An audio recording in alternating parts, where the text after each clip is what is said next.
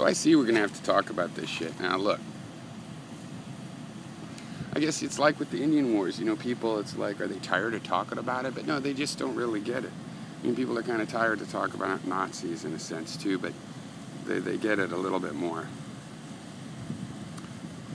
The genocide of the American Indian, it's like people want to think, even liberals, it's like, oh, it's terrible, terrible. Even people are like, well, we should, you know, take responsibility for that and try to preserve the cultures and things.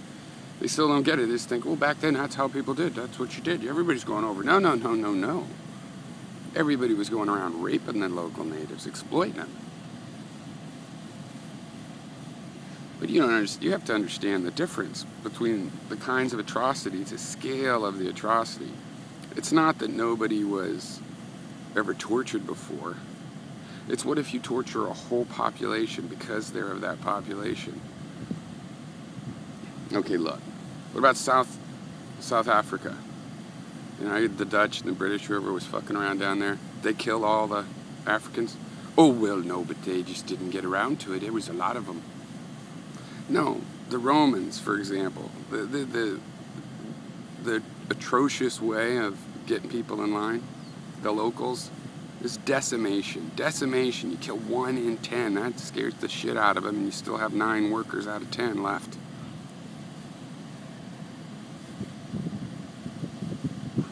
We decimated. We followed racial theories that told us that those were dying races anyway, that evolution was going to die them out anyway. You know, that the Chinese didn't have a culture, they're just savages. Invented the plow, movable type, you know, almost 2,000 years before us and so on, very savage. Made a little miscalculation there.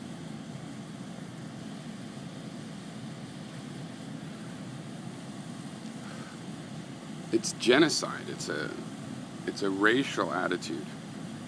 You know, the Romans and then the British, they didn't use fully local rule. They'd co-opt some local people, power structures, because they wanted control of the money. You got to assume that's what the Americans wanted, but what they told themselves in the press was that these savages needed our help. The Philippines needed to be taken off of their farms and away from their shops and lose all their possessions and be in concentration camps so we could kill the ones that weren't well behaved enough to do that. Not because we wanted anything out of the Philippines, because the whole idea of taking the Philippines to have an influence on trade with China was a big piece of horseshit. We've been better off with a couple warehouses, you know, bought with honest silver in China.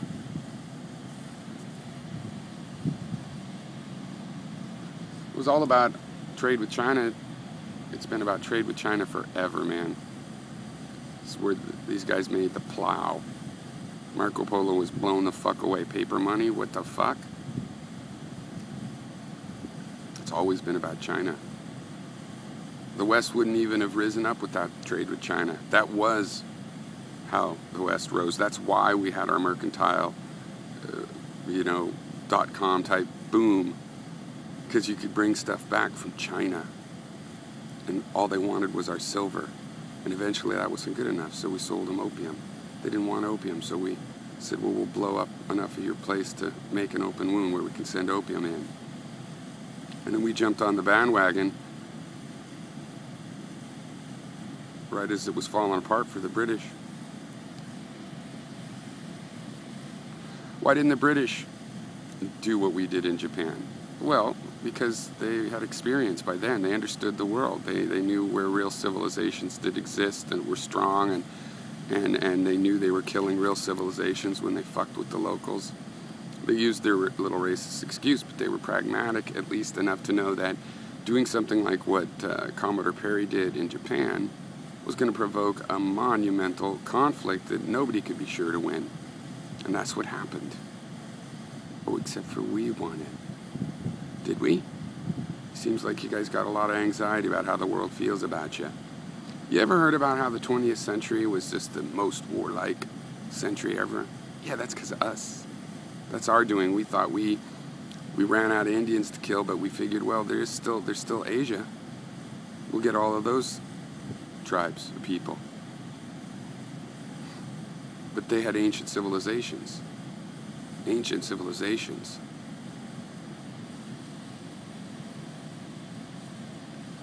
Some of them were, prepared to react a little bit. You need to face facts. It wasn't just ordinary, this is how, no, there were people back then. There's been activists underground that were calling bullshit on this. People of their own questionable overall views calling bullshit on this. The whole time it was visible. The thing is, too, you're doing the same thing now. You're like, well, this is how everybody is now, so that'll be okay in the future. No, it isn't. You're fucking up. How you're being is not okay with the future. The future thinks you're fucked up. Message from the future. Get your fucking act together. Face reality of what world history is. Do it without guilt, because that's just your Christian burden. Your guilt that you use to be a terrible person. Guilt is the biggest irony in the world. I hate guilt, as most people know it. Sense of responsibility and taking responsibility, totally different thing. It's not even a cousin of guilt.